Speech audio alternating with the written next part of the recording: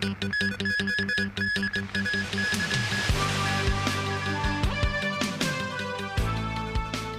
US lifts some Hong Kong sanctions but refuses to restore autonomous trade status. Police arrest dozens in latest anti-phone scam operation. And Donald Trump points finger at Canada for polluting many parts of the US.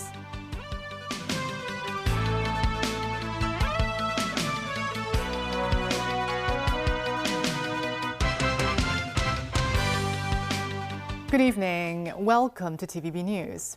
The US State Department said on Saturday that an executive order that revoked Hong Kong's special trading status remains in place. This follows Washington's decision to let President Donald Trump's 2020 national emergency declaration over the city to lapse. In the latest statement to the Associated Press Saturday, the US State Department says Trump has partially removed sanctions and trade restriction imposed by allowing the national emergency to end. But other parts of the executive order, including stripping Hong Kong of its special trading status, remains in effect. Gloria Feng has more. The U.S. State Department statement says it stands by the order which states that Hong Kong is no longer sufficiently autonomous to justify differential treatment in relation to the PRC under particular U.S. laws. On Friday, the U.S. Office of Foreign Assets Control said the national emergency declared in the executive order had expired and it delisted people who were sanctioned under the order. But it said people who remain sanctioned under the Hong Kong Autonomy Act of 2020 have been added to a different sanction list. Hence, 39 of 48 originally sanctioned individuals, including current and former chief executives John Lee and Carrie Lam, will continue to be sanctioned. However, sanctions against Secretary for Justice Paul Lam, former Commissioner of Police Raymond Siu, and 7 others have been dropped. Commentator Professor Lau Siu Kai believes the U.S. government is performing a balancing act. I think the United States wants to take a small step to implement the agreement with President Xi Jinping and President Trump as to with regard to building a constructive strategic stability relationship with China. But at the same time, the United States does not want to really give people the impression that it has abandoned the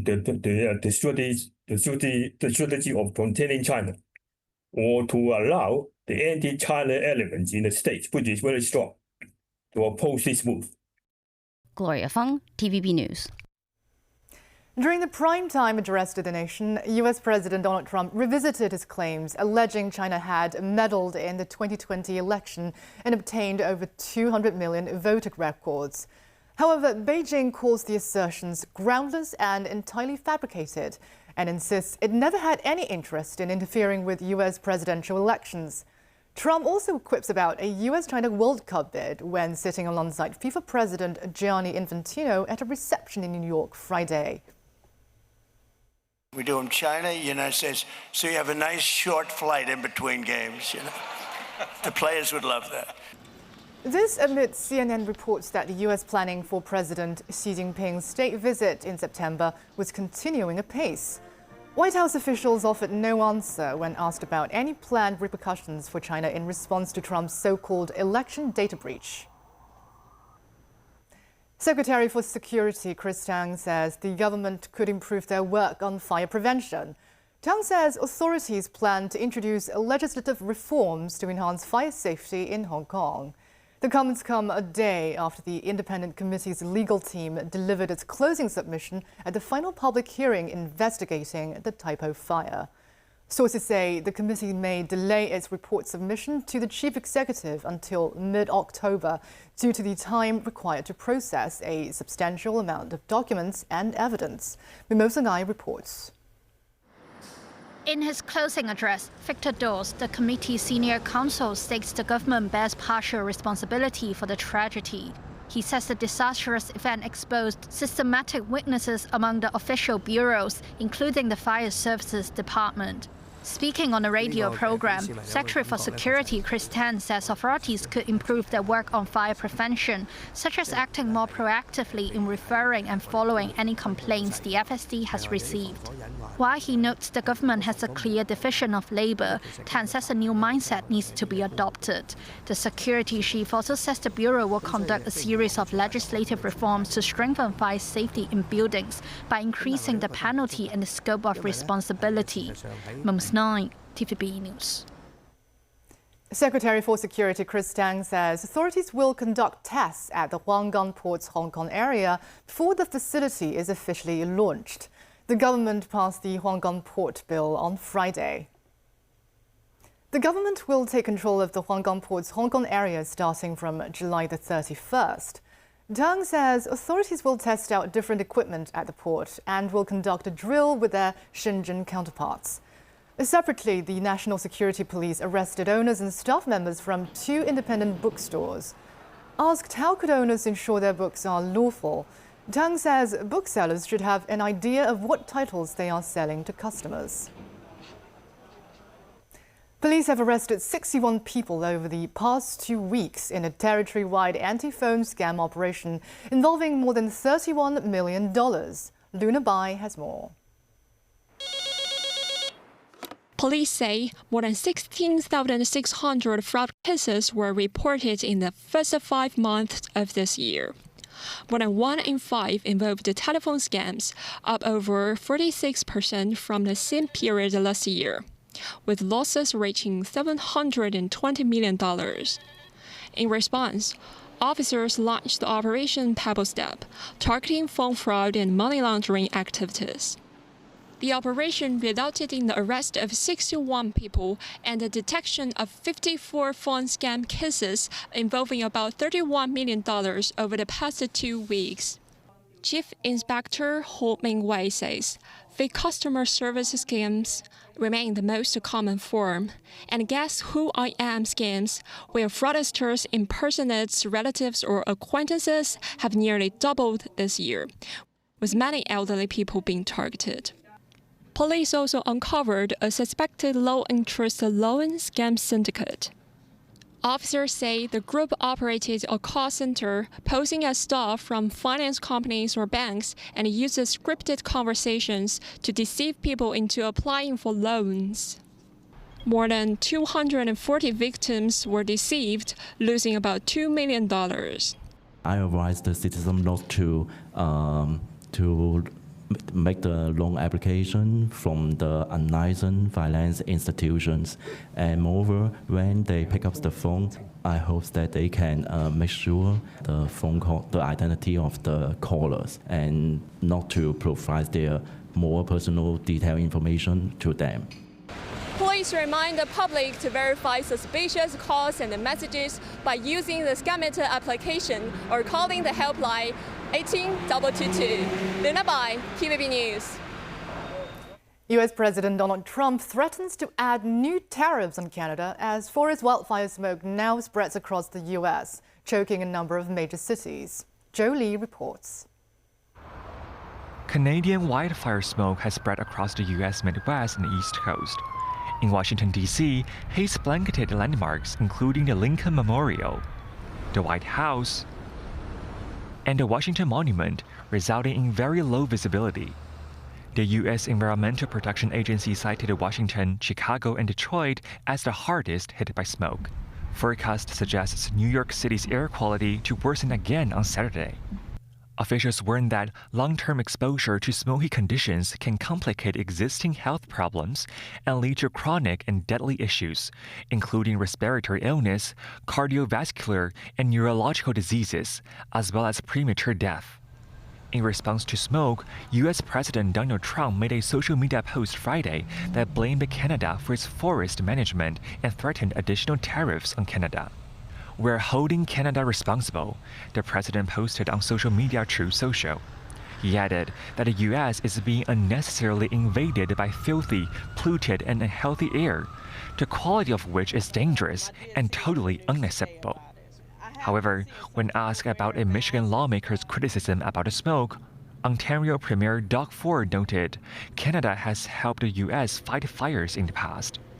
He said if there's some politicians out there chirping away, maybe what you should do rather than complain is send support. JUL, TVB News. And still ahead.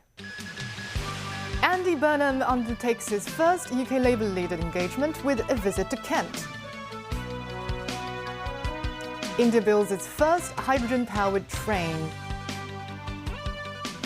And bad weather makes Chongqing landslide rescue effort difficult.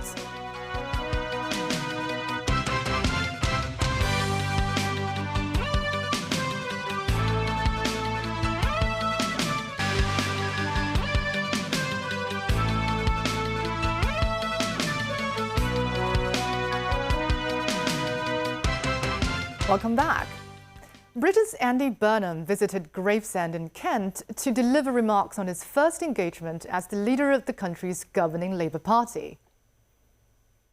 I am setting out a new direction. It's wonderful to be able to be here with you on this really special day for me. I've had a long and winding journey to this, this moment in my life, but it is a big moment in my life. I know many of you, I'm seeing friends and faces from the past in this room because I've been in this party, well, I joined it 40 years ago, and so many people have helped me on my way to this particular moment. What I can say is I'm not going to let this job change me. I'll remain on the ground, I will remain close to people, I will listen to what they say, I will put us back in touch with ordinary people. I will give it my all. Burnham was officially declared leader of Britain's governing Labour Party on Friday, promising to bring hope to the British people and purpose to their floundering government. The former mayor of Greater Manchester will take office as Prime Minister next week after he secured nominations from 379 of 403 Labour lawmakers in the House of Commons. Separate Israeli strikes in Gaza, including on mourners leaving a funeral in central Gaza, kills at least 12 people and wounds more than a dozen others, according to local health officials. An Israeli drone strike in central Gaza killed at least 7 people and wounded another 22, according to Al-Da Hospital, where the casualties were taken. Al-Da Hospital in the Nusayrat refugee camp confirms the number of casualties, saying people were struck following the burial of 2 Palestinians killed in the strike early on Friday. Hamas says in a statement shortly after the strike that it was a systematic and continuous violation of the ceasefire agreement. The Israeli military says of the earlier strike that killed 2 in central Gaza that it had struck the area and says it was targeting a Hamas militant without elaborating. A 7.3 earthquake hits the Mexico-Guatemala border, injuring 2 people with no reports of severe damage. The earthquake struck the southern Mexican Pacific coast, right on the border with Guatemala, and was felt from Mexico City to El Salvador. Officials in the Mexican border town of Suchate, near the river that separates Mexico and Guatemala, say they are monitoring a possible tsunami threat that could see waves as tall as 1 meter rush to shore. In Guatemala City, the shake frightened residents during the morning rush hour, prompting many to leave offices and other buildings as a precaution. The authorities say there are no reports of injuries or damage, though social media footage shows the quake triggered several landslides south of the city. The region is prone to seismic activity.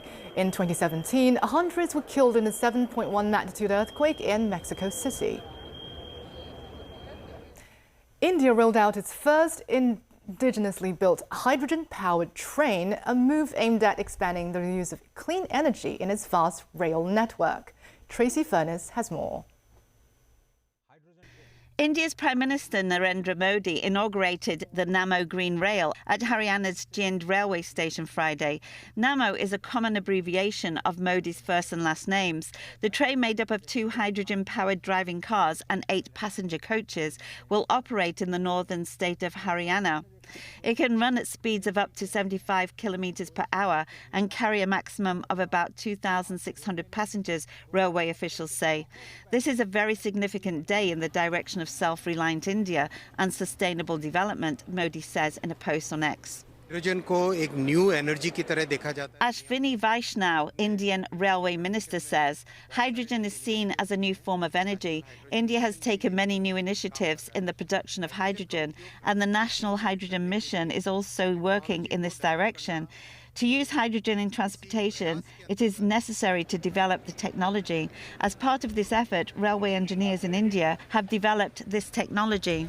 He says these are hydrogen cylinders. The hydrogen fuel cells generate electricity. After that, converters installed further ahead drive the motor. He adds, the complete system development has been done in India and its testing has been carried out by the world's best agencies, and it's completely safe and certified. Loco pilot Rajesh Kumar adds the train is powerful and soundproof and has zero pollution. Another loco pilot, Gagandeep Singh, says, we are very fortunate that we got the opportunity to operate the first run of the hydrogen trains and experience a new technology. The supply of diesel and petrol is gradually decreasing, so we are using this new fuel, hydrogen, which is produced from water. Its byproduct is also water vapour, so it's a very clean fuel. Tracy Furness, TVB News. Rescue crews race to find survivors from a landslide in the southwestern Chinese city of Chongqing that has killed at least 8 people, while 34 remain missing. Gloria Feng has more. Rescue operations following a landslide in Pengshui County on the outskirts of Chongqing Municipality are made difficult as the area records more than 19 centimeters of rain overnight. Rescue teams entered the site as the rain eases to conduct on-the-ground inspections of the collapsed buildings and riverbank areas. The event has already claimed 8 lives, with 34 still missing as crews continue to dig through rocks, soil, and rubble in the hopes of finding survivors. 10 people were rescued and sent to hospital, while more than 1,100 have been relocated. As rescue operations are being carried out on one side of the massive rock, teams will later need to look beneath them. These boulders could become unstable, though, potentially putting rescue workers in danger. Once the search of the surrounding areas is completed, officers will drill into the boulders and fill the holes with explosive to break them apart. The landslide Friday morning contained about 18,000 cubic meters of rocks and debris, and the largest single rock was around 3,000 cubic meters, officials say. The massive amounts of rock and soil were washed down a slope, burying more than 10 residential buildings, state broadcaster CCTV says. China's National Development and Reform Commission is allocating 30 million yuan to support the restoration of infrastructure and public service facilities following the disaster. Gloria Feng, TVB News. Secretary for Transport and Logistics Mabel Chan says the government will invite ride-hailing platforms to apply for service licenses in August. This comes after the Legislative Council has completed examining the subsidiary law on the regulation of ride-hailing services. Chan says platforms can receive their licenses in November at the earliest. While the license quota is capped at 10,000 in the initial phase, Chan stresses drivers must secure a third-party risk insurance before obtaining their permits. She says such policy will prevent grey areas because drivers can simultaneously provide their services on multiple ride-hailing platforms. The Customs and Excise Department arrests 3 people on suspicion of drug trafficking after seizing about 131 kilograms of alleged ketamine. Through intelligence exchange with mainland anti-smuggling authorities and risk assessment, the Customs Department inspected an air cargo consignment arriving from Germany at the Hong Kong airport on Tuesday. Declared as carrying rock sugar, officers found about 131 kilograms of suspected ketamine inside the consignment. A 58-year-old man was arrested when he went to collect the parcel. After investigation, the department caught 2 more Bangladeshi suspects in Yuan Long on Thursday. And that's the news. Thank you for watching.